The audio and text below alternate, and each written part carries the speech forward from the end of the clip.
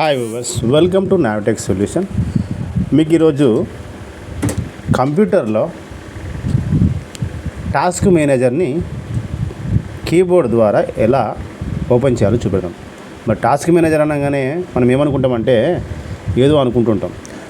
Task manager ఎందుకు open చేస్తుంటామంటే మనము system మీద పనిచేసినప్పుడు ఒక్కొక్క సిస్టము హ్యాంగ్ అయిపోతుంటుంది, ఆగిపోతుంటుంది. ఎందుకంటే కొన్ని మనము ఇక్కడ ఓపెన్ చేసి పెట్టినటువంటి ఫైల్స్ ఏవైతే ఉంటాయో అవి చాలా ఫైల్స్ ఉండడం వల్ల హ్యాంగ్ అయిపోతుంటుంది. ఆ హ్యాంగింగ్ అనేది తీసివేయడానికి మనం టాస్క్ మేనేజర్ని ఓపెన్ చేస్తుంటాం. మరి టాస్క్ మేనేజర్ని ఓపెన్ చేయాలంటే మనకి లెంతీ ప్రాసెస్ ఉంటుంది ఇక్కడ కీబోర్డ్ మీద. ఎలా అంటే Ctrl+Alt+L అని కొడతాం. కొట్టిన తర్వాత దీంట్లో వెళ్ళి టాస్క్ మేనేజర్ ఉంది కదా, ఈ టాస్క్ మేనేజర్ ఓపెన్ చేస్తాం. చేసి అప్పుడు ఇట్లా చూస్తుంటాం. ఇలా కాకుండా మనకి డైరెక్ట్గా టాస్క్ మేనేజర్ ఓపెన్ కావాలి.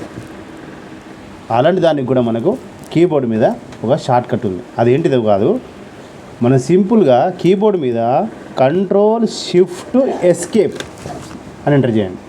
Ctrl+Shift+Escape చూడండి, డైరెక్ట్ టాస్క్ మేనేజర్ వచ్చింది. ఇక్కడ ఓపెన్ చేసిన ఫైళ్ళలో చూడండి యాప్స్ ఉన్నాయి. ఫైర్ ఫాక్స్ ఉంది, మైక్రోసాఫ్ట్ ఉంది, విండోస్ ఎక్స్ప్లోరర్ ఇవన్నీ ఓపెన్ చేసి ఉన్నాయి.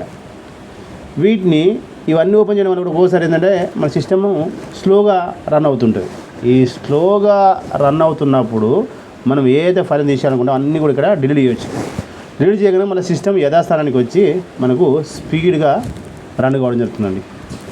ఇలా మీరు కూడా సిస్టమ్ హ్యాంగ్ అయినప్పుడు ఇలాంటి టాస్క్ మేనేజర్ను ఓపెన్ చేయడానికి ఈ యొక్క షార్ట్ కట్ అనేది ఉపయోగపడుతుందండి.